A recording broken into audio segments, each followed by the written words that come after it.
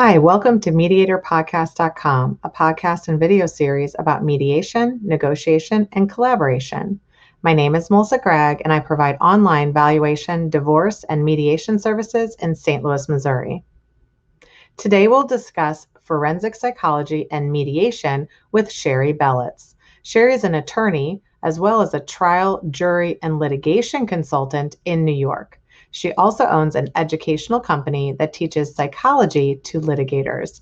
Welcome, Shari. How are you? I'm doing great. Nice to be here, Melissa. Thanks for having me. Something that we've also been toying around with lately, which has to do with this, but it's a little bit removed, but we can see what your opinion is a lot of the communication, the words you use, the ways, if they're really, a lot of times attorneys want to use very flagrant words, inflammatory words that instigate and get an emotion. And as an expert witness, we're usually trying to de-emotion our words, right? And because even if it's in a report, written words, spoken words, things like that. Do you ever get into helping people kind of shift how they communicate, even in this space? This is my favorite question ever. This is so good, and I can give you so much, but I won't totally bore you to tears. Okay. Communication is everything in every aspect of litigation, mediation, the entire process. And like I said, again, in life. Okay, so one example would be I do a ton of depth prep. And I am prepping everyone from people who are completely unfamiliar with the system and intimidated and anxious and just have all these feelings. Maybe they think they're going to lose their job. And then people on the other end of the spectrum, like expert witnesses like yourself, very sophisticated, whether it's doctors, whether it is accountants who are testifying about things, whether they're expert or whether they're fact witnesses.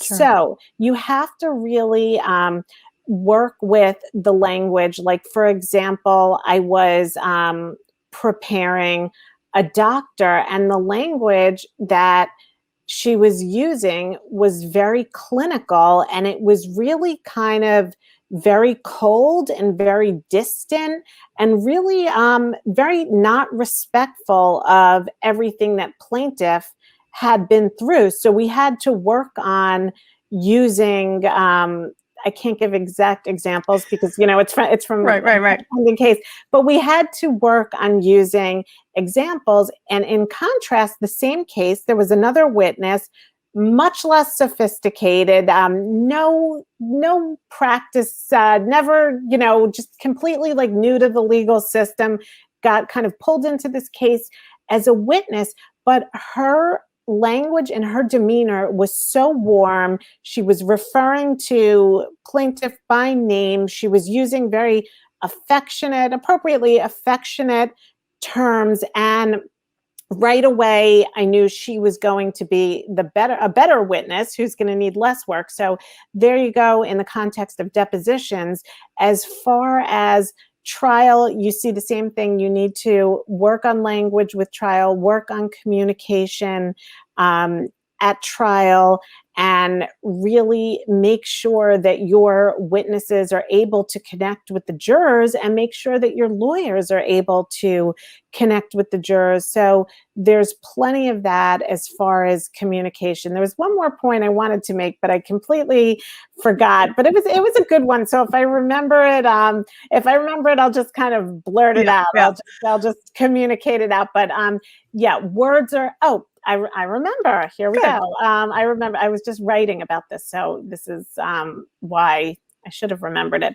But there are rhetorical devices that lawyers can use and should learn to use, whether it is rule of three, whether it is repetition of words, repetition of sentences, strategic pauses. Like, there's so many different rhetorical devices when you're storytelling that can be incorporated into their opening statements, that can be incorporated into their direct, their cross, their summation. So it's really important to kind of get those storytelling rhetorical devices to make you the most effective advocate at trial.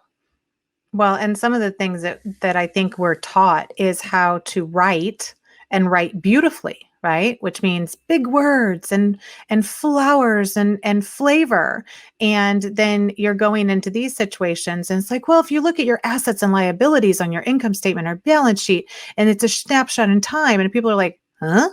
And if you say, well, it's about the money and stuff that you have, and then all that debt or things that you owe, and then the difference is what you have left over, right? Well, that's assets, liabilities, and equity, essentially. But it's what somebody can understand. And I think it's like rewiring, we are smart if we write with beautiful language, right? And then you go into court and you have to like really make it simple. The other thing is that I think when we're telling a story about numbers, when we're telling what the numbers say to us or the numbers tell a story and we tell it, we also have to be like very mindful of logic. And, I always say, I was like, okay, I like this way of presenting the numbers because it's logical. And the judge and jury are always going to resort to logic. If you come in and say, it is a kind of kooky pencil. This pen is worth $1 million. First of all, everybody is going to be like, how the heck is that possible? Like, is there a diamond up there? Is it made of gold? Does it unlock the White House? Like, what's the problem?